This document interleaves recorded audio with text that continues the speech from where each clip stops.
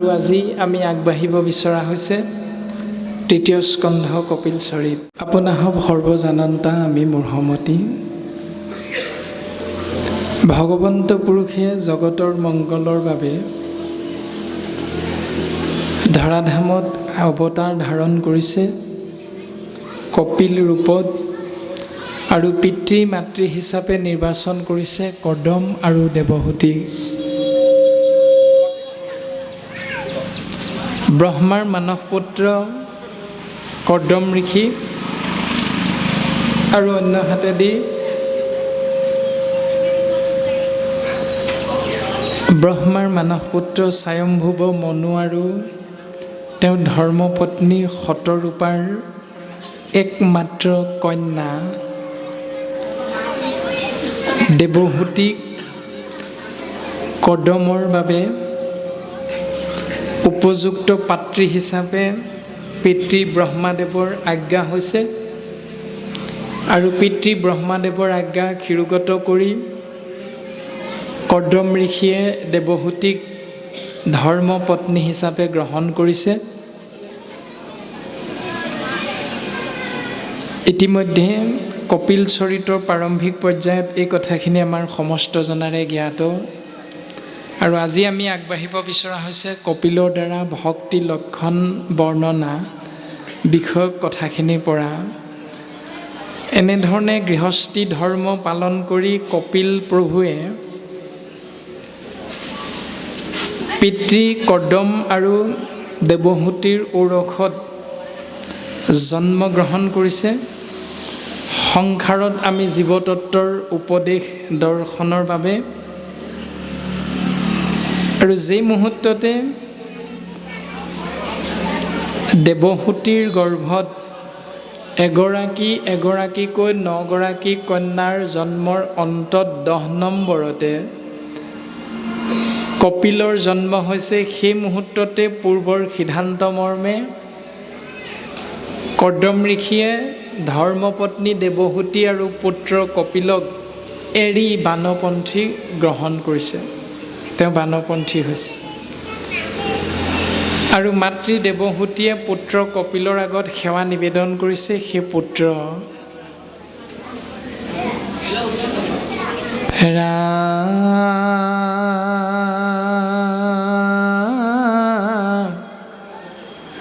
মৈত্ৰেয় বদতি শুনি ব্যাসৰ নন্দন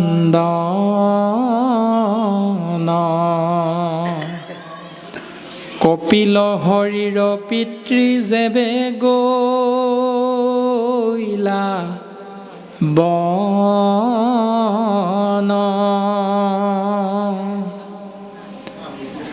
মাতৃৰ সাধিয়া প্ৰীতি পাছে ভগৱন্ত,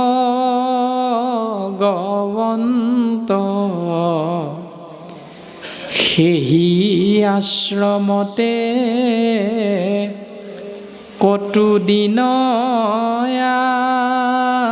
আছিলন্ত।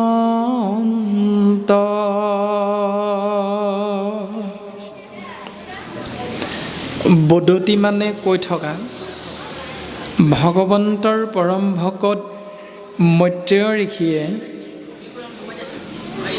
ব্যাসৰ পুত্ৰ ভগৱন্তৰ পৰম ভকত বিদুৰৰ আগত প্ৰকাশ কৰিছে, মৈত্ৰেয় বদতি শুনি ব্যাসৰ নন্দন।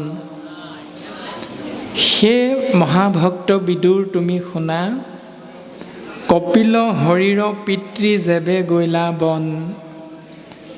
ধৰ্মপত্নী দেৱহূতি আৰু পুত্ৰ কপিলক এৰি যেতিয়া কৰ্দম ঋষি বানপন্থী হ'ল, তাৰ পাছত মাতৃৰ সাধিয়া প্ৰীতি পাছে ভগৱন্ত, মাতৃৰ ভাল লগা চিন্তাবিলাকৰ কথা ভাবি ভগৱন্ত পুৰুষে সেহি আশ্ৰমতে কটু দিন আছিলন্ত। পিতৃ এৰি থৈ যোৱাৰ পাছত সেই স্থানতে বহুদিন ধৰি থাকিল। কিন্তু সেই সময়খিনিত নকৰন্ত কিছু কৰ্ম বহিয়া থাকন্ত জাতু তত্ত্ব পথ উদ্ভাৱক ভগৱন্ত।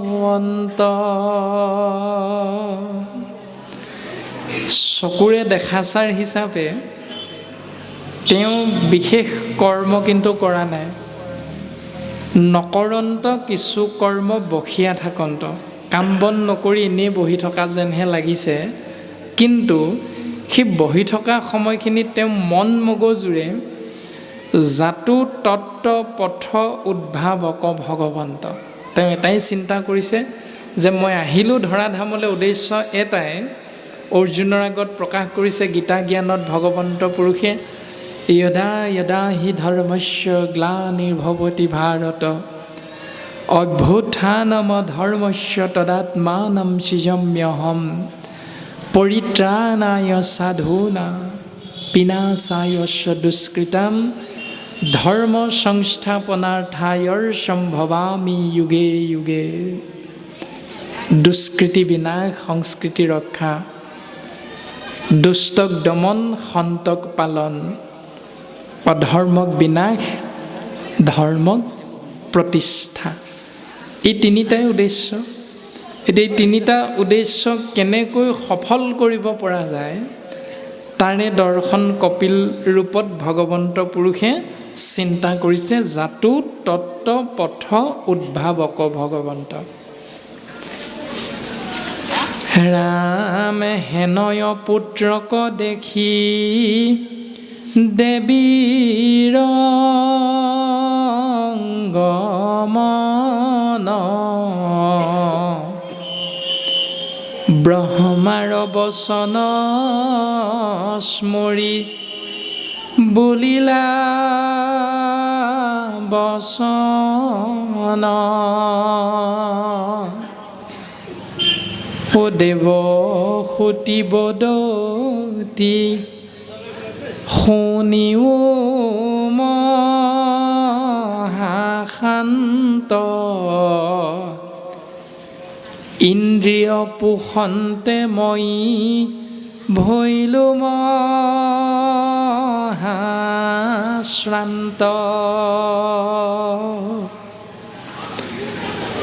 সেইজন পুত্ৰ কপিলক তেনে এক অৱস্থাত দৰ্শন পায় আনন্দিত মনেৰে মাতৃ দেৱহূতিয়ে প্ৰকাশ কৰিছে ব্ৰহ্মাৰ বচন স্মৰি। শহুৰ দেউতা, তেওঁৰ স্বামীৰ পিতৃৰ কাৰণে শহুৰ দেউতা হৈছে ব্ৰহ্মা। শহুৰ দেউতাৰ বাক্য শিৰোধাৰ্য কৰি পুত্ৰ কপিলৰ আগত মনৰ ভাৱনাটো প্ৰকাশ কৰিছে। দেৱহূতি বদতি শুনিও মহাশান্ত ইন্দ্ৰিয় পোষন্তে মই ভৈলো মহাশ্ৰান্ত। সেই ভকত বৎসল, তুমি চোৱাচোন, ইন্দ্ৰিয়বিলাকক দমন কৰিব নোৱাৰি কামনা বাসনাৰ বশৱৰ্তী হৈ তোমাৰ স্বামীৰ দ্বাৰা আমি মূঢ়মতীয়ে এগৰাকী এগৰাকীকৈ তোমাৰ বাইদেউ সম্পৰ্কীয় 9 গৰাকী কন্যাৰ আমি মাতৃ হ'লোঁ। এনেধৰণে মই ভাগৰুৱা হৈ গ'লোঁ। কিন্তু তজু অনুগ্ৰহে আবে জন্ম সীমা পাইলোঁ এতেকে সে শান্ত চক্ষু তোমাক দেখিলোঁ। কিন্তু তোমাৰ জন্ম হোৱাৰ লগে লগে 10 নম্বৰত তোমাৰ পিতৃয়ে মোৰ ওপৰত কামনা বাসনা চৰিতাৰ্থ পূৰণ কৰিবলৈ এৰি তেওঁ বানপন্থ গ্ৰহণ কৰিলে। মই শান্ত হৈ পৰিলোঁ। যদি 10 নম্বৰতে তুমি নাহিলা হয়, তেতিয়াহ'লে তোমাৰ পিতৃয়ে মোৰ লগত আৰু কিমান যে কামনা বাসনা চৰিতাৰ্থ পূৰণ কৰিলহেঁতেন, তাৰ সীমা নাই। সীমা এটাই পূৰ্ব সিদ্ধান্ত যে যেই মুহূৰ্ততে দেৱহূতিৰ গৰ্ভত স্বামী কদমৰ ঔৰসত এটি পুত্ৰ সন্তানৰ জন্ম হ'ব, সেই মুহূৰ্ততে তেওঁ সংসাৰ ধৰ্ম, গৃহস্থী ধৰ্ম এৰিব। সেই মৰ্মে এগৰাকী এগৰাকীকৈ 9 গৰাকীৰ জন্ম হ'ল। 9 গৰাকীৰ নাম বাৰু ভাগৱতৰ পাঠত আছে, কিন্তু আধ্যাত্মিক দৰ্শনত গুৰুজনাই কৈছে শ্ৰৱণ, কীৰ্তন, স্মৰণ, অৰ্চন, বন্দন, পদসেৱন, দাস্য, সহিত্য, আত্মনিবেদন, এই নৱধা ভক্তিক 9 গৰাকীক কন্যা বুলি কোৱা হৈছে। এনেধৰণে নৱধা ভক্তিস্বৰূপ 9 গৰাকী কন্যাৰ যেতিয়ালৈকে আমি হৃদয়ৰ মাজত এই হৰিৰ তত্ত্বৰ 24টা তত্ত্বৰ ভিতৰত থকা 11টা ইন্দ্ৰিয়ৰ জৰিয়তে আমি আশ্ৰয় কৰিব নোৱাৰিম, তেতিয়ালৈকে 10 নম্বৰতে হৃদয় পদ্মত কৃষ্ণস্তু ভগৱন্তক আমি দৰ্শন পাব নোৱাৰিম।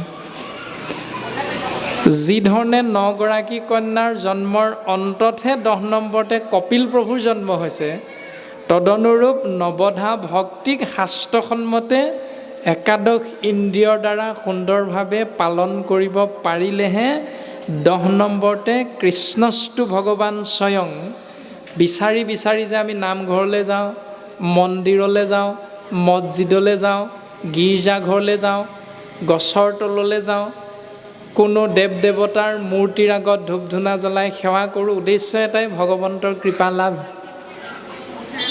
কিন্তু কৃপা লাভৰ দৰ্শনটো হ'ল যে নৱধা ভক্তিৰে আমি পূৰ্ণাংগ ৰূপত নিজক আগবঢ়াই দিব পাৰিলেহে ভগৱন্ত বস্তু ক'ত আছে আমি উপলব্ধি কৰিব পাৰিম। ও কৃষ্ণ তুমি আছা হেনো সবাৰো হৃদিত, তত্ত্ব নাপাই তোমাক বিচাৰো বাহিৰত। হে কৃষ্ণ তুমি হেনো সবাৰো হৃদয়ৰ মাজতে আছা, কিন্তু এই কথাটো উপলব্ধি কৰিব নোৱাৰাৰ বাবে আমি তোমাক বিচাৰি বিচাৰি বিভিন্ন স্থান চলাথ কৰোঁ। এনেধৰণে আমাৰ আচৰণবিলাক প্ৰায় সাম্প্ৰতিক সময়ৰ সমাজ ব্যৱস্থাত চলি থাকে। গতিকে শাস্ত্ৰই কৈছে এটা আৰু আমি পালন কৰোঁ অন্য এটা। ভগৱন্ত পুৰুষৰ সন্মুখত উপস্থিত হৈ দেৱঋষি নাৰদেও সুধিছিল, হে প্ৰভু তুমি ক'ত থাকা? দেৱঋষি নাৰদক ভগৱন্ত পুৰুষে উত্তৰ দিছিল, নাহম তিষ্ঠামি বৈকুণ্ঠে যোগিনাং হৃদয়ে নস্য মদভক্তা যত্ৰ গায়ন্তী তত্ৰ তিষ্ঠামি নাৰদ। এতিয়া দেৱ ভাষাত ক'লে ভগৱন্তই নিজে কৈছে, নিজৰ ভাষা বুজি পায়। দেৱঋষি নাৰদেও যিহেতু ভাষাটো বুজি পায়, সেইকাৰণে তেওঁলোকৰ মাজত অসুবিধা একো নহ'ল। কি ক'লে ক'ত থাকে বুজি পাই গ'ল।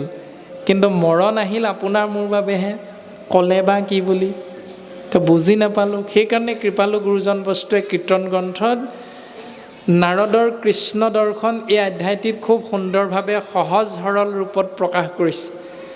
নাৰদত বিষ্ণু আচন্ত কৈ বৈকুণ্ঠতো মই নাথাকোঁৰৈ,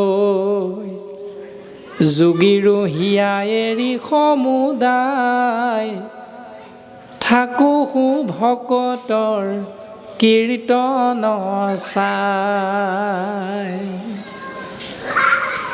য'ত য'ত গোবিন্দ মহাপ্ৰভু কৃষ্ণ গোসাঁইৰ নিৰ্গুণ নাম একান্ত ভকতে আশ্ৰয় কৰে, সেই স্থানতে ভগৱন্ত পুৰুষ বিৰাজমান হৈ থাকে। সেইকাৰণে গুৰুজনাই কৈছে সুন্দৰভাৱে, ভকত সকলে যেবে কৰৈ আশীৰ্বাদ, তেবেহে মিলয় সিটো কৃষ্ণৰ প্ৰসাদ। প্ৰসাদ শব্দৰ অৰ্থ হ'ল কৃপা। যেতিয়াই ভকতে ক'ব অ' হৰি অ' ৰাম বুলি, তেতিয়াই সেৱক ভক্তজনে ভগৱন্তৰ কৃপা লাভ হয়। যে ভকত সকলে যেবে কৰোঁ আশীৰ্বাদ, আৰু ভগৱন্তক বিচাৰি ভগৱন্তৰ কৃপা লাভৰ বাবে আমি যাব লাগিব ক'লৈ? সেই স্থান ইতিমধ্যে গুৰুজন বস্তুৱে আমাক উপদেশস্বৰূপ ভাগৱত কীৰ্তন, দশম ঘোষা, ৰত্নাৱলী আদিৰ মাধ্যমেৰে সুন্দৰভাৱে প্ৰকাশ কৰিছে। বৰ্তমান কপিল প্ৰভুৰ চৰণত মাতৃ দেৱহূতিয়ে সেৱা নিবেদন কৰিছে যে তজু অনুগ্ৰহে আবে জন্ম সীমা পাইলোঁ, এতে কিসে শান্ত চক্ষু তোমাক দেখিলোঁ। সেইকাৰণে তুমিয়ে মোৰ শ্ৰেষ্ঠতম আৰাধ্য তত্ত্ব হিচাপে মই তোমাক নিৰ্বাচন কৰিছোঁ। ৰাম ৰাম তমুগুণে অন্ধ চক্ষু ইটো নৰচয়, সূৰ্য যেন তাৰ অৰ্থে প্ৰকাশ কৰয়। আৰু মূৰ মোহ দূৰ কৰি বেজুৱাই, অহম ভাৱ তুমি আশা কৰাই। তজু পাৱে শৰণ লৈলো কৰি সাৰ, ভৃতৰ সংশয়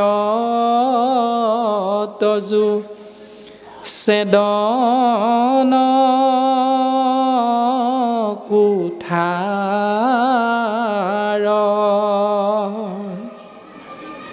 হে প্ৰভু, তোমাৰ চৰণত আমি শৰণাপন্ন হৈছোঁ।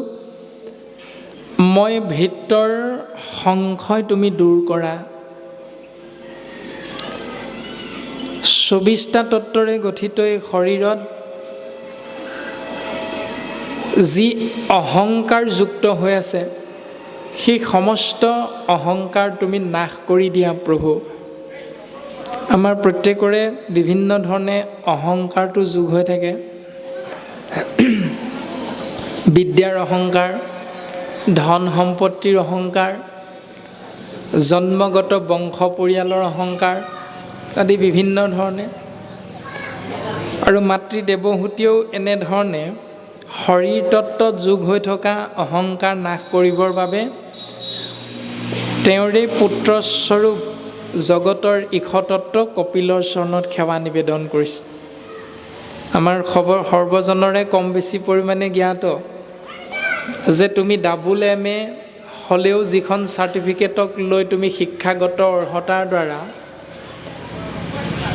অহংকাৰ প্ৰকাশ কৰিছা, 40 বছৰ পাৰ হৈ যোৱাৰ পাছত কিন্তু সেইখন চাৰ্টিফিকেটৰ কোনো মূল্য নাই। 50 বছৰ হৈ যোৱাৰ পাছত যৌৱনৰ কোনো মূল্য নাই। 60 বছৰ হৈ যোৱাৰ লগে লগে পদবীৰ কোনো মূল্য নাই, যিটো পদবীক লৈ আমি অহংকাৰ কৰোঁ। 80 বছৰ পাৰ হোৱাৰ পাছত ধন সম্পত্তিৰ কোনো মূল্যাংকন নহয়। 100 হোৱাৰ লগে লগে জীৱনটোক জীৱন বুলি ক'ব পৰা নাযায়। সেইটো জীৱনৰো কোনো অৰ্থ নাই। ভাগৱতে আমাক এইখিনি কথা সিদ্ধান্ত দিছে যে নালাগে ভক্তিত দেৱ দ্বিজ ঋষি শুইব, নেলাগে বিস্তৰ শাস্ত্ৰ সমৃত জানিব। তপ জপ তীৰ্থ ব্ৰত সবে বিড়ম্বন, কেৱল ভক্তিত তুষ্ট হুন্ত নাৰায়ণ। ভক্তি কৰিবৰ বাবে, ঈশ্বৰৰ কৃপা লাভৰ বাবে তোমাৰ শিক্ষাগত অৰ্হতা থকা চাৰ্টিফিকেটখনৰ কোনো প্ৰয়োজন নাই। তপ জপ তীৰ্থ ব্ৰত যাগ যজ্ঞ পূজা পাতল আদি কৰ্মমাৰ্গ আৰু জ্ঞান মাৰ্গৰো কোনো প্ৰয়োজন নাই। কেৱল ভক্তি কৰা। ভক্তি হ'ল শ্ৰৱণ কীৰ্তন গোবিন্দ মহাপ্ৰভু কৃষ্ণ গোসাঁই নিৰ্গুণ নাম।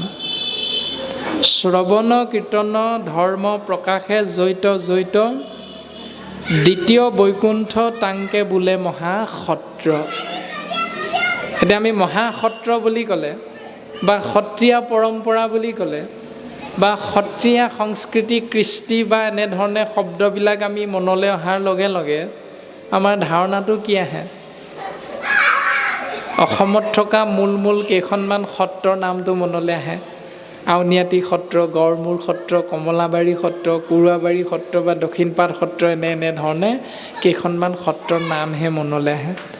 কিন্তু ভাগৱতৰ সিদ্ধান্ত গুৰুজনাই কৈছে জৈত গোবিন্দৰ গুণ নাম প্ৰকাশে জৈত বা যত্ৰ যি স্থানত কৃষ্ণ গোসাঁইৰ নাম প্ৰকাশ হৈ থাকে, ভাগৱতে কৈছে দ্বিতীয় বৈকুণ্ঠ তাংকে বোলে মহাসত্ৰ, তাৰ নামেই হ'ল মহাসত্ৰ। আজি এতিয়া এই শিঙিমাৰী যুৱক সংঘ যুৱকসকলৰ তত্বাৱধানত যিয়ে কলিৰ জ্ঞান যজ্ঞৰূপী কল্পতৰু পুৰাণৰ সূৰ্য মহাভাগৱতৰ কথন মথন কৃষ্ণ নাম অমৃত আশ্ৰয় কৰা হৈছে। 2 ঘণ্টাই হওক 3 ঘণ্টাই হওক কম সময়ৰ বাবে আজিৰ এই স্থানডোখৰ শাস্ত্ৰই কৈছে দ্বিতীয় বৈকুণ্ঠ আৰু মহাসত্ৰ। সত্ৰ বুলি বেলেগ কিবা এটা সংজ্ঞা নাই।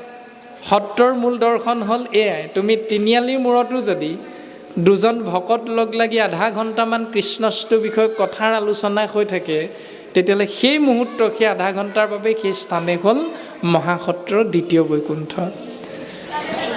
ভক্তি যেতিয়া পানীত প্ৰৱেশ কৰাই ল'ব পাৰিম, তেতিয়াহ'লে সেই পানী অমৃতলৈ ৰূপান্তৰিত হয়। সেইকাৰণে ভাগৱত ধৰ্ম আশ্ৰয় কৰিব লাগে। জল পুষ্প ফল মূল খাদ্য দ্ৰব্য যত অন্ন আদি কৰি হবে অৰ্পিব কৃষ্ণত। যিজনে বিচাৰিব তেওঁ কৃষ্ণ বুলি কৈ বোলে এগৰাকী পানী এগিলাচ পাম নেকি? কৃষ্ণ। যিগৰাকীয়ে আগবঢ়াই দিব তেওঁ আগবঢ়াই দিওঁতে বোলে কৃষ্ণ বাপ লওক। এই কৃষ্ণস্তু ভগৱন্তৰ নাম অমৃত যদি আদান প্ৰদান হয়, তেতিয়াহ'লে ইয়াৰ দ্বাৰা দ্ৰব্য বস্তু যদি জল হয় অমৃতলৈ ৰূপান্তৰিত হয়, যদি আহাৰ হয় তেতিয়াহ'লে সি প্ৰসাদলৈ ৰূপান্তৰিত হয়, আৰু যদি গৃহ হয় তেতিয়া গৃহভাগী মন্দিৰলৈ ৰূপান্তৰিত হৈ যায়। এতিয়া আমাৰ গৃহভাগীত গোবিন্দ মহাপ্ৰভু কৃষ্ণ গোসাঁই নিৰ্গুণ নাম শ্ৰৱণ কীৰ্তন মহাভক্তি আশ্ৰয় কৰি মন্দিৰলৈ ৰূপান্তৰিত কৰিবৰ বাবে আমি গুৰু গৃহভাগ নিৰ্মাণ কৰিছোঁ নে নাই কৰা, এইটো আকৌ আমি প্ৰত্যেকে নিজেহে বুজি পাম। এতিয়া যিধৰণে এটি ঘৰ নিৰ্মাণ কৰিলে আলহী বহিবৰ বাবে এটি কোঠা নিৰ্মাণ কৰাটো প্ৰত্যেকজন গৃহস্থীয়ে আমাৰ এটা চিন্তাৰ বিষয় হয় যে প্ৰত্যেক ৰুমটো লাগিব। আকৌ ভাত পানী ৰন্ধন কৰিবৰ বাবে আখল ঘৰ, ৰান্ধনী ঘৰ ভাগ লাগিব, যাক কিটচেন বুলি কয়। সেই ভাগ নহ'লেই নহয় এইটো ভাগ। ঠিক তেনেধৰণে ভগৱন্ত উপাসনা কৰিবলৈও এভাগ গৃহ আমাক প্ৰয়োজন। যদি তাকে নকৰোঁ, গুৰুজনাই কৈছে নকৰে গোবিন্দৰ গুণ যশ জানিবা অৰ্জুন সি মনুষ্য ৰাক্ষস। এতিয়া আমি মানুহ নে ৰাক্ষস, তাৰ উত্তৰটো আমাৰ কৰ্ম, আমাৰ আচাৰ ব্যৱহাৰ, আমাৰ গৃহস্থী ধৰ্ম পালনৰ সেই সময়খিনিত আমি কেনেধৰণে নিজৰ জীৱনটো আগবঢ়াইছোঁ তাৰ ওপৰতে নিৰ্ভৰ কৰিব। আমি প্ৰকৃততে মানুহ নে শাস্ত্ৰই কোৱা ধৰণে আমি ৰাক্ষস। গতিকে ভাগৱত কীৰ্তন দশম ঘোষা ৰত্নাৱলীৰ মাধ্যমেৰে আমাক আশ্ৰয় কৰিবলৈ কোৱা প্ৰত্যেকটো কথা যিহেতু অসমীয়াতে গুৰুজনাই লিখি থৈ গৈছে, তে আমিও প্ৰত্যেকেই যদি অকণমান চিন্তা কৰোঁ, গুৰুদেৱ নাম ভকত চাৰি মহাবস্তুৰ আশ্ৰয় কৰোঁ, নিশ্চিত ৰূপত ভগৱন্তৰ আমি এক কণিকা কৃপাৰ পাত্ৰ হ'ব পাৰিম। আৰু সেইকাৰণে মাতৃ দেৱহূতিয়ে তেওঁৰ পুত্ৰস্বৰূপ জগতৰ ঈশতত্ত্ব কপিলৰ চৰণত সেৱা নিবেদন কৰিছে। মানে সমস্ত ভূততে ব্যাপী আছো মই হৰি সবাকো মানিবা বিষ্ণু বুদ্ধি কৰি। ভগৱন্ত কৃষ্ণ তত্ত্ব উদ্ধৱৰ আগত কৈছে যে মই সৰ্বত্ৰতে বিৰাজমান হৈ আছোঁ। কোনো সময়ত মই কাৰোবাৰ পুত্ৰ ৰূপত আছোঁ, কোনো সময়ত মই কাৰোবাৰ পিতৃ ৰূপত আছোঁ, কোনো সময়ত মই কাৰোবাৰ গৃহত মাতৃ ৰূপত আছোঁ। গতিকে কপিলে তেওঁৰ পুত্ৰক পুত্ৰ বুলি ভবা নাই। শাস্ত্ৰসন্মতে জগতৰ ঈশতত্ত্ব যিহেতু চৈতন্য পূৰ্ণ পৰম আত্মা ৰূপে হৰি হৃদয়ত আচন্ত প্ৰকাশী, তাতে সেই ইন্দ্ৰিয় গণ ভূত প্ৰাণ বুদ্ধি মন প্ৰৱৰ্তে যতেক জৰ ৰাখি।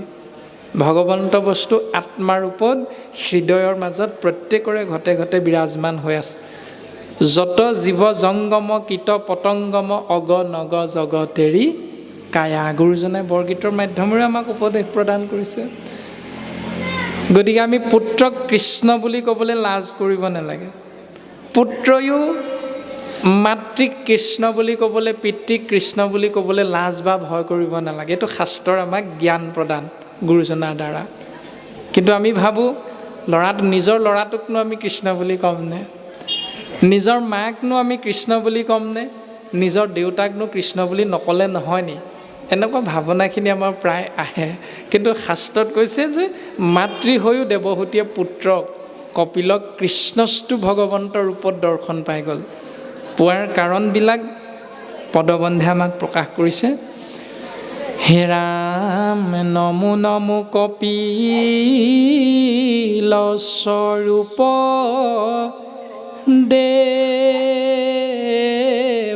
হৰি, প্ৰকৃতি পুৰুষ মুত কৈও ভাল কৰি। নমো নমো মানে নমস্কাৰ কৰা, মানে সেৱা নিবেদন কৰা। কপিল স্বৰূপ, স্ব মানে নিজৰ ৰূপ মানে অৱয়ব। কপিল ৰূপত তুমি দেৱ হৰি, পৰমাত্মা পৰম ব্ৰহ্ম কৃষ্ণস্তু ভগৱান। তুমি মোক কোৱা প্ৰকৃতি পুৰুষ বিষয়ক কথাখিনি ভাল ধৰণে মোক তুমি বুজাই দিয়া। এনেধৰণে মাতৃৰ মনৰ ভাৱনা জানিব পাৰি। মাতৃৰ বাঞ্ছিত এহি শুনি কৃপাময়,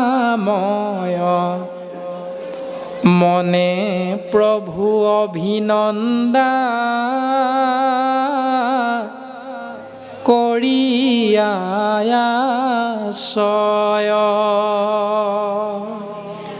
মাতৃৰ এই ভাৱনাটো জানিব পাৰি। প্ৰভু কপিল তত্ত্বই মনত অতিশয় আনন্দ লাভ কৰিছে। ভগৱন্তই আনন্দ পাইছে।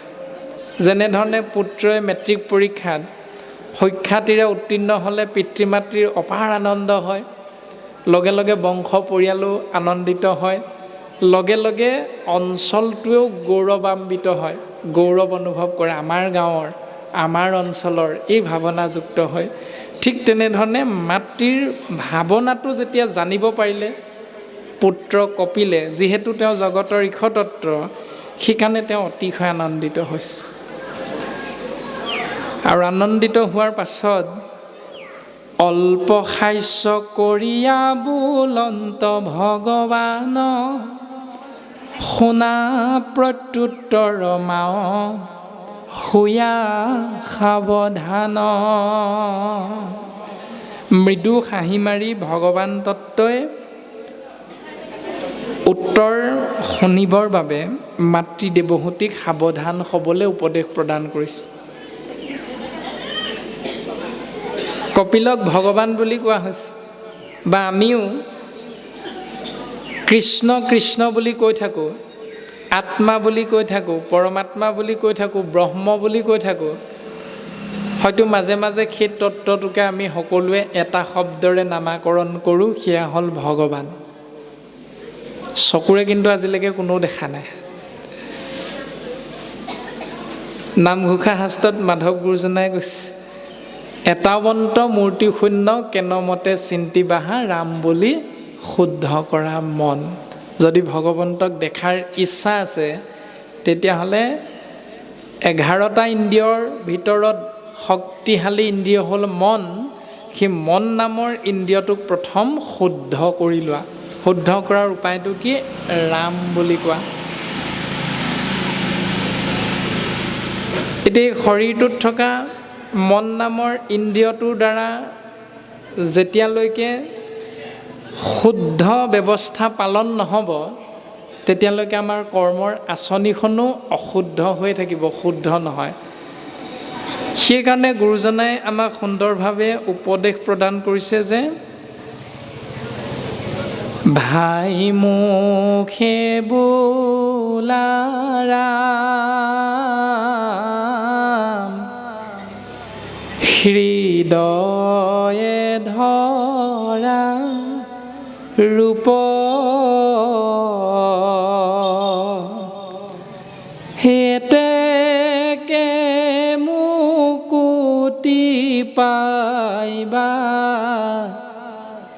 কহিলো স্বৰূপ।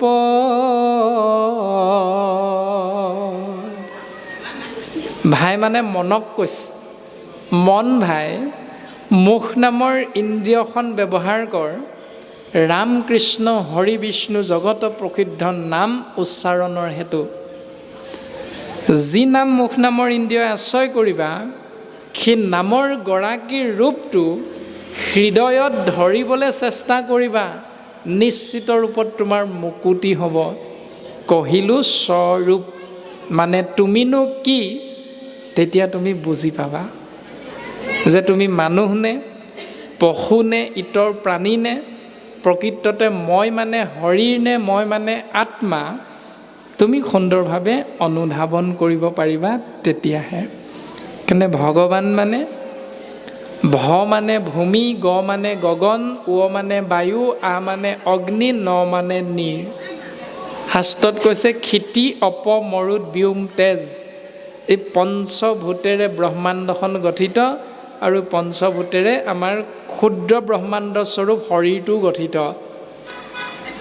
গতিকে ভগৱান মানে ভ মানে ভূমি অৰ্থাৎ মাটি বা পৃথিৱী, গ মানে গগন অৰ্থাৎ আকাশ, উ মানে বায়ু, আ মানে অগ্নি, ন মানে নীৰ অৰ্থাৎ পানী, মাটি পানী বায়ু অগ্নি আকাশ, অৰ্থাৎ ক্ষিতি অপ মৰুত ব্যোম তেজ।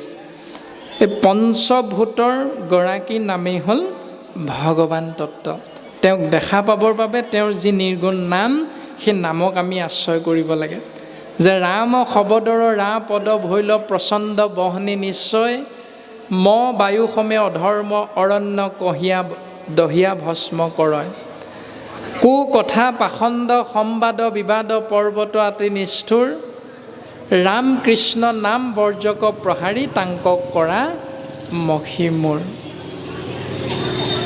যিটো বাক্যে নাই নাম কৃষ্ণৰ চৰিত্ৰ, উচিষ্ট গৰ্তটো কৰি সি অপবিত্ৰ। আমাৰ মুখ পদ্মখনতে উচ্চাৰিত যিবিলাক বাক্যত কৃষ্ণস্তু ভগৱন্তৰ নিৰ্গুণ নাম যোগ হৈ থকা নাই, সেই বাক্যই হ'ল উচিষ্ট গৰ্ততকৈও লেতেৰা বাক্য। উচিষ্ট মানে এৰেহা, গৰ্ত মানে গাত। চাহ ভাত আদিবিলাক গ্ৰহণ কৰাৰ পাছত, জলপান গ্ৰহণ কৰাৰ পাছত সেই এৰেহা পাত্ৰবিলাক য'ত আমি দলি মাৰি পেলাই দিওঁ তাৰ নামটো হ'ল চোৱা পাতনি। উচিষ্ট গৰ্তৰ অৰ্থটো হ'ল চোৱা পাতনি। যিবিলাক বাক্যত কৃষ্ণ নাম নাথাকে সেই বাক্যবিলাক চোৱা পাতনিতকৈও লেতেৰা বাক্য বুলি কৈছে।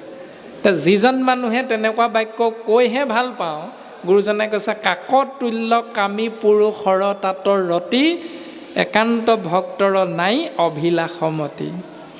কাউৰীৰ লগত তুলনা কৰিছে, কাক মানে কাউৰী। যিসকলে কৃষ্ণ বুলি ক'বলৈ লাজ কৰে, বেয়া পাওঁ, সেইসকলক কাউৰীৰ লগত তুলনা কৰিছে। কাৰণ কাউৰীৰ একো বাজ বিচাৰ নাই, য'তেই পায় ত'তেই যায়। যিসকল আচাৰ নীতি নিয়ম নাই, আচাৰ নীতি পালন কৰিতো শাস্ত্ৰৰ লগত মিলা নাই, তেতিয়াহ'লে স্বাভাৱিকতে মানুহৰ শৰীৰটোৰ ৰূপত তেওঁলোকে হ'ল কাউৰী। এতিয়া সেইটো কিজান মোকেই কৈছে, এই বুলি আমি যেতিয়ালৈকে নিজে নিজক বিশ্লেষণ কৰিবলৈ নাযাম, তেতিয়ালৈকে আমাৰ দৰ্শনটো শুদ্ধ নহয়। ভাগৱত দৰ্শন হ'ল ভগৱন্ত ভক্তিযুক্ত পুৰুষৰ আত্মবোধ মাধৱৰ প্ৰসাদে মিলয়, কৃষ্ণৰ কৃপাত যেবে গোচয় সংসাৰ ভয়, এহি মানে গীতাৰ নিৰ্ণয়। ভাগৱত দৰ্শন হ'ল তোমালোকৰ ভুল হৈছে, তেওঁলোকৰ ভুল হৈছে, এইটো ভাগৱত দৰ্শন নহয়। ভাগৱত দৰ্শন হ'ল মোৰ কি ভুল হৈছে, মই কি ভুল কৰি আছোঁ, মানে আত্মবিশ্লেষণ হ'ল ভাগৱত দৰ্শন। আত্মদীপো ভৱ, নিজেই নিজৰ পোহৰ হোৱা, এয়া হ'ল ভাগৱত ধৰ্ম, ভাগৱত দৰ্শন। এতিয়া আমাৰ ভাগৱত পঢ়ি পঢ়ি আমাৰ কি হয়, যি বেদে তোমাক কহে তাক নিতে পঢ়ে, তথাপি অজ্ঞান তাৰ নিতে নিতে চৰে। যি বেদে কেৱল কৃষ্ণস্তু ভগৱন্তৰ কথা প্ৰকাশ কৰিছে, সেই বেদ তত্ত্ব ভাগৱতক আশ্ৰয় কৰাৰ পাছতো তথাপি অজ্ঞান তাৰ নিতে নিতে চৰে, তেওঁ অজ্ঞানীহে হৈ গৈ থাকে। তো সেইটোৱে হৈ আছে আমাৰ সমাজত।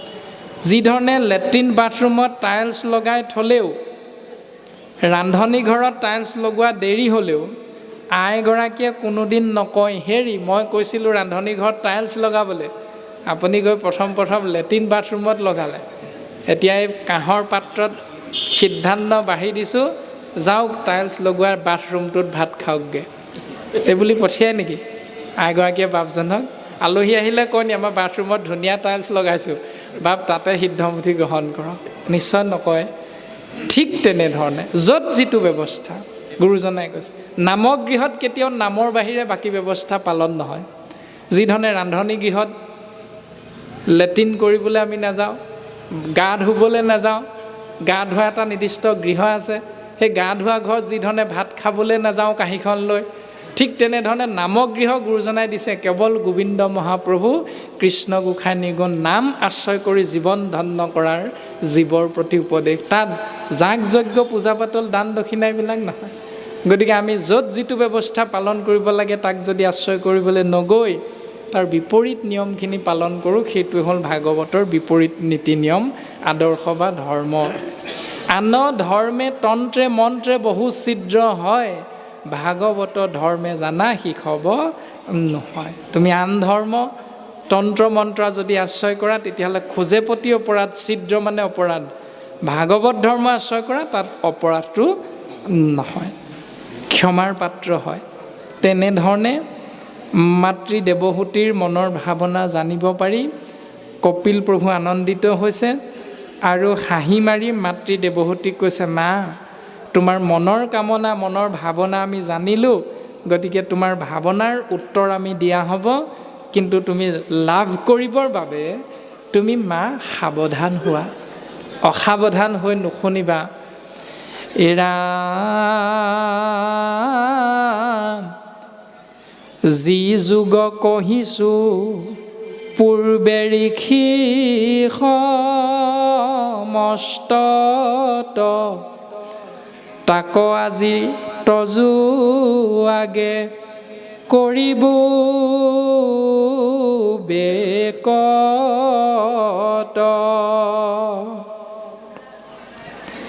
সি যুগ অধীন চিত্ত সংযমৰ জ্ঞান, চিত্তে সেজিবৰ বন্ধ মুখৰ নিদান। বিষয় আসক্ত ভৈলে আতিবদ্ধ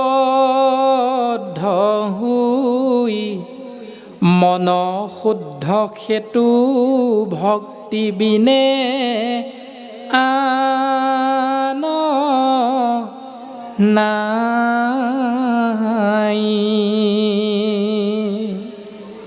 মা যিখিনি কথা পূৰ্বতে আমি ঋষি সমস্তৰ আগত বেকত কৰা হৈছিল, তাকে আজি তোমাৰ আগতো প্ৰকাশ কৰিম মা। সেই নীতি নিয়ম কায় বাক্য মন তিনিও এক হৈ চিত্তক সংযম কৰিব পৰা জ্ঞানৰ সমাহাৰ।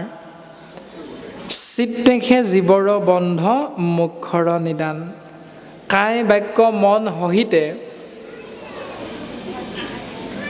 আমি যদি শাস্ত্ৰসন্মতে নীতি আদৰ্শ সুন্দৰভাৱে পালন কৰিব পাৰোঁ, তেতিয়াহ'লে তাৰ দ্বাৰাই নিশ্চিত ৰূপত দৰ্শন পোৱা যাব তুমি বান্ধ খাই থাকিবা নে তুমি বন্ধনৰ পৰা মুকলি হ'ব পাৰিবা। বন্ধ আৰু মুখ্য বিষয় আসক্ত ভৈলে আতিবদ্ধ হৈ মন শুদ্ধ সেতু ভক্তি বিনে আন নাই। যদি বিষয়ত আসক্ত হোৱা তেতিয়াহ'লে তুমি ক্ৰমে ক্ৰমে বন্দী হৈ গৈ থাকিবা। আৰু যদি তুমি মন শুদ্ধ কৰা, ৰাম কৃষ্ণ হৰি বিষ্ণু জগত প্ৰসিদ্ধ নাম, তেতিয়াহ'লে সেয়া হ'ল কেৱল ভক্তি আৰু তাৰ দ্বাৰাই জীৱৰ মুক্তি। কোনটো কৰিব বিচাৰা সেইটো তোমাৰ নিজৰ চিন্তা, নিজৰ ইন্দ্ৰিয়বিলাকৰ দ্বাৰা আশ্ৰয় কৰা কৰ্মৰ ওপৰত নিৰ্ভৰ কৰিব। তুমি বান্ধ খাই থাকিব বিচাৰা পৰিয়ালকেন্দ্ৰিক চিন্তাৰ মাজত, ৰাতিপুৱা শুই উঠি কেৱল মোৰ ধন মোৰজন, মই হ'লোঁ মহাজন, ঐশ্বৰ্য বিভূতি মোৰ আছে, ঐশ্বৰ্য বিভূতি হ'লে পৃথিৱীখনো কিনিব পাৰি, ধৰ্ম কৰ্ম কেলৈনো লাগিছে, এই ভাৱনাত আছা নে? ৰাতিপুৱা শুই উঠাৰ লগে লগে ঈশ্বৰ চিন্তা কৰিছা, গৃহলৈ অহা অতিথিজনক অতিথি দেৱো ভৱ এই নিয়ম পালন কৰিছা, নে পিতৃদেৱো ভৱ মাতৃদেৱো ভৱ এই নিয়ম সদা সৰ্বদা পালন কৰিছা? সেই কৰ্ম চিন্তা আদিৰ মাধ্যমেৰেহে তোমাৰ বন্ধন আৰু মুকলি হোৱাৰ দৰ্শনটো প্ৰকাশ পাব। মা তুমি মনত ৰাখিবা, ৰামে ভক্তি হে কল্যাণ পথ,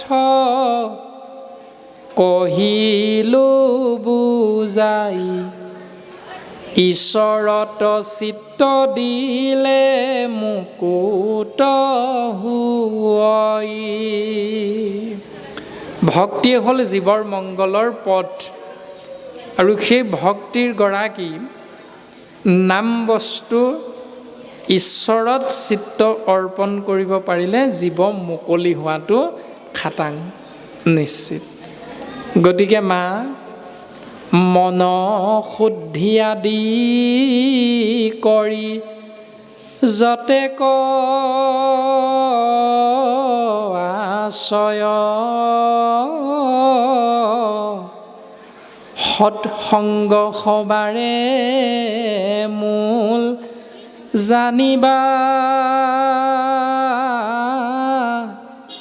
নিশ্চয়।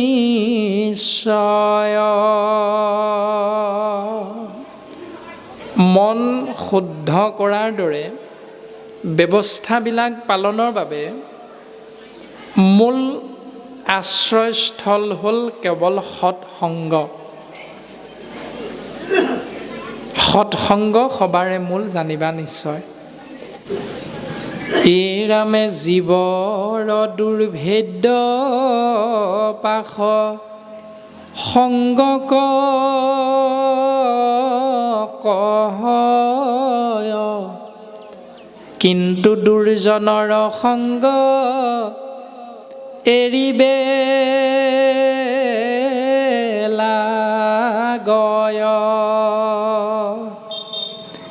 সেই সংগ নিতে যদি কৰয় সাধুত, মুখৰ দুৱাৰতে বে হুৱয় মুকুত।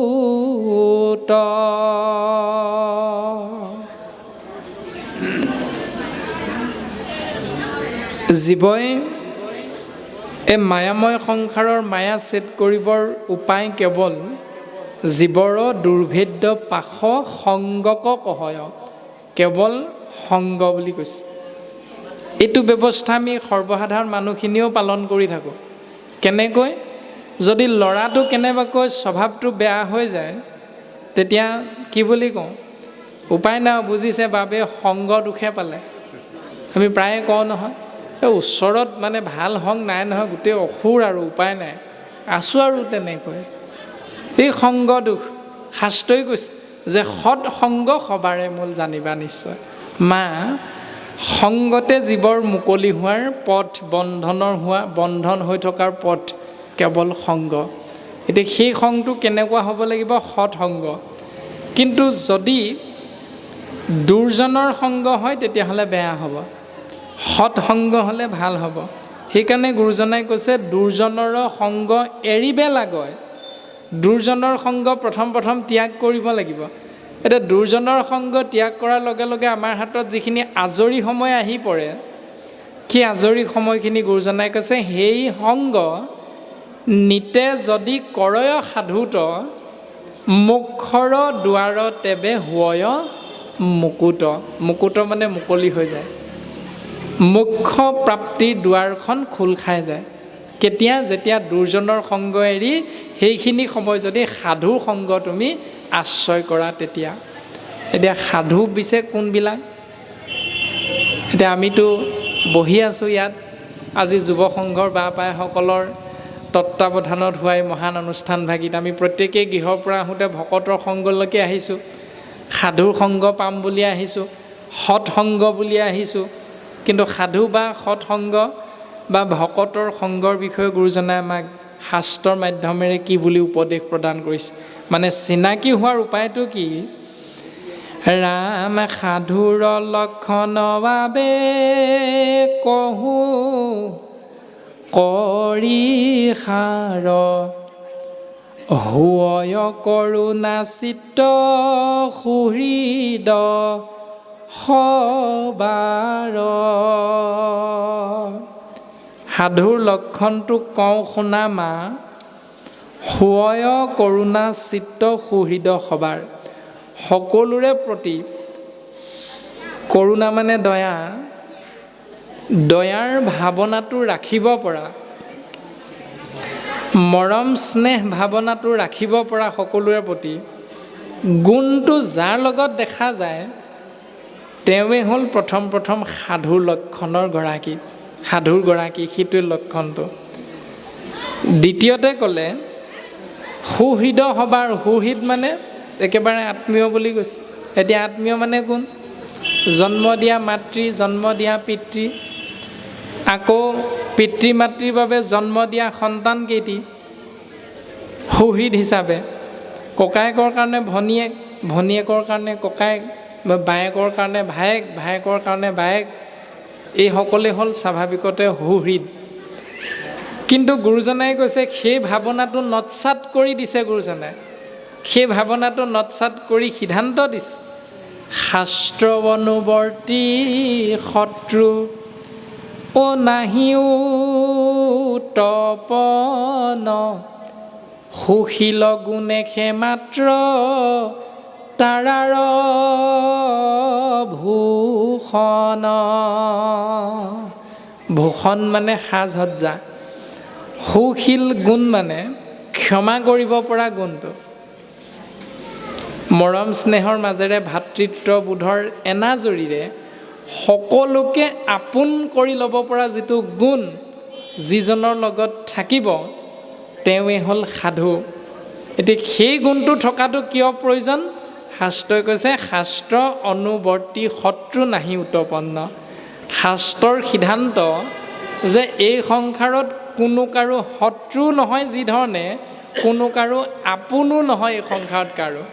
আহোঁতেও অকলশৰে আহিছোঁ, যামগৈ অকলশৰে। গতিকে আপোনো কোনো নাই, সুহৃদো কোনো নাই, শত্ৰুও কোনো নাই এইখন সংসাৰত। কিন্তু শত্ৰুকো মিত্ৰ কৰি ল'ব পৰা গুণটো যদি তোমাৰ লগত ৰাখিছা শাস্ত্ৰসন্মতে, তেতিয়াহ'লে তুমিয়ে সাধুৰ ভিতৰত পৰিছা। এই কথাটো আহি পৰিছে। ৰামে মুহূৰ্ত একান্তভাৱে ভকতি কৰন্ত, মোৰ প্ৰীতি অৰ্থে ভাৰ্যা পুত্ৰ এৰিলন্ত, মোৰ সুমংগল কথা কহন্ত শুনন্ত, মুত মন দিয়া সবে তাপ এৰাৱন্ত। মোৰ চৰণত একান্তভাৱে যিসকলে ভকতি কৰে তাৰ প্ৰথম লক্ষণটো হয় মোৰ প্ৰীতি অৰ্থে ভাৰ্যা পুত্ৰ এৰিলন্ত। তেওঁলোকে মোক ভাল পোৱাৰ কাৰণে তেওঁলোকৰ পুত্ৰ কন্যা পিতৃ মাতৃৰ চিন্তাটো মনৰ পৰা আঁতৰি যায়। অৰ্থাৎ কোনোবাই যদি কয় আপোনাৰ ল'ৰাটো বৰ ভাল দেই, স্বভাৱ চৰিত্ৰ পঢ়া শুনাটো বৰ ভাল, তেতিয়াই ব্যক্তিজনে কি বুলি উত্তৰ দিয়ে? বোলে সকলো ঈশ্বৰৰ ইচ্ছাতহে হৈছে। এইটোৱে হ'ল শাস্ত্ৰৰ দৰ্শনটো, যে মূৰ প্ৰীতি অৰ্থে ভাৰ্যা পুত্ৰ এৰিলন্ত। তাৰমানে ভাৰ্যা পুত্ৰৰ যিটো দৰ্শন, যে মোৰ মানুহগৰাকী, মোৰ পত্নী, মোৰ ল'ৰা, মোৰ ছোৱালী, এই ভাৱনাটো এৰি যদি কোনোবাই গুণো বখানে, তেতিয়া উত্তৰটো দিয়ে সকলো ঈশ্বৰৰ ইচ্ছাতহে হৈছে, আপোনালোকৰ আশীৰ্বাদতহে হৈছে বাপসকল, ক'তনো আমাৰ ল'ৰা, ঈশ্বৰৰ কৃপাত হৈছে। এই বুলি ভাৱনাটো আপোনা আপুনি মুখপদ্মহন্তে প্ৰকাশ হৈ যায়। কিন্তু ইয়াৰ বিপৰীতে ৯৫% বা পাই ইটোহে হয়, বোলে এৰাদৌ মোৰে ল'ৰা, এইটোহে আহিব, বোলে মোৰে পত্নী। যদি কেনেবাকৈ কলিমলি হয়, তেতিয়া কি হ'ব, বোলে বা এগৰাকী বোলে আহিছিল, ক'তনো থাকিল জানো, চিনাকি দিবলৈ অকণমান লাজ লাগে। যদি অকণমান দেখনীয়াৰ হয়, তেতিয়াহ'লে কি হ'ব, বাপ নুসুধিলে আগতীয়াকৈ ক'ব, বোলে এইগৰাকী আমাৰ গৰাকী। এইবিলাক আমাৰ স্বভাৱ। সংসাৰ ধৰ্ম বাস্তৱ সন্মত পৃথিৱীত নহয় বুলি কোনেও ক'ব নোৱাৰোঁ। তাৰমানে চিন্তাবিলাক আমাৰ এনেকুৱা, এই কথাটো প্ৰকাশ হৈছে। মূৰ সুমংগল কথা কহন্ত শুনন্ত, মুত মন দিয়া সবে তাপ এৰাৱন্ত। আধি দৈৱিক, আধি ভৌতিক, আধ্যাত্মিক, এই তিনি তাপত আমি সকলো পৰি আছোঁ। কিন্তু সকলোৱে আমি এই তিনি তাপৰ পৰা পৰিত্ৰাণ পাব পাৰিম তেতিয়াহে, যেতিয়া ভগৱন্ত কৃষ্ণস্তু বিষয়ক নাম অমৃত আমি আশ্ৰয় কৰিম। অৰ্থাৎ যে মুহূৰ্ততে আমাৰ ঠাণ্ডাত এটি জেকেটৰ চিন্তা মনলৈ আহিব, তেতিয়াই যদি আমি পোনে পোনে ভাবি দিওঁ যে দুখন হাত যিজনৰ নাই, তেওঁ মই এই মুহূৰ্তত ঠাণ্ডা অনুভৱ কৰি বিচৰা জেকেটটো তেওঁ কেনেকৈ পিন্ধিব, এই ভাৱনাটো যেতিয়া মনলৈ আহিব, তেতিয়াই ঠাণ্ডাটো আপুনি নাইকিয়া হৈ গুচি যায়। যেতিয়াই ক'ৰবাত ফুৰিবলৈ যাবলৈ এযোৰ দামী জোতাৰ প্ৰয়োজন হ'ব, তেতিয়াই যদি চিন্তা কৰোঁ যাৰ দুখন ভৰিয়ে নাই, তেওঁৰ অৱস্থাটো কি হৈছে, তেতিয়া মই চেণ্ডেলযোৰ পিন্ধিয়ে গুচি যাব পাৰিম। তেতিয়া লাজটো নাথাকে আৰু। সেইযোৰ ভূষণ মানে সাজ সজ্জা, সুশীল গুণেশে মাত্ৰ তাৰাৰ ভূষণ। সেইকাৰণে সেই সাজযোৰ আমি যদি প্ৰত্যেক দিনাই লৈ ফুৰিব পাৰোঁ নিজৰ লগত, তেতিয়াহ'লে আপোনাৰ আগমনত, আপোনাৰ উপস্থিতিত সেই স্থান যে জড়িত থাকে মূৰ ভক্ত উদাৰ চৰিত্ৰ, কীট পতংগকো কৰয়ত তেখনে পবিত্ৰ। অকল মানুহেই নহয়, কীট পতংগলৈকে জীৱতত্বৰ মংগল সাধন হয়। য'ত ভগৱন্তৰ একান্ত ভকত, উদাৰ চৰিত্ৰৰ ভকতৰ উপস্থিত হয়, আগমন হয়, সেই স্থান। আৰু সেইজনকে সাধু বুলি ভগৱন্ত পুৰুষে প্ৰকাশ কৰিছে। ও তাৰা কবুলয় সাধু জানিবা আই, তাৰাৰ সংগক তুমি প্ৰাৰ্থিবা সদায়। সেইজনে হ'ল সাধু মা, তেওঁৰে সংগ পাবৰ বাবে তুমি সদায় মনত ইচ্ছাটো ৰাখিবা। আৰু যদি পোৱা, মনত ৰাখিবা, ভকত প্ৰতিমা মূৰ দুই অধুস্থান, দুইকো পূজা দৰ্শনে কৰিবা অতিমান। এজন ভকতৰ যদি সংগ পোৱা, জানিবা মা তুমি মোৰ ৰূপটোকে দৰ্শন পাইছা। আৰু এজন ভকতক যদি তুমি সেৱা কৰা, জানিবা মা তুমি মোকেই সেৱা কৰি মোৰ কৃপাৰ পাত্ৰ হ'ব পাৰিছা। এই দৰ্শন প্ৰকাশিত হৈছে।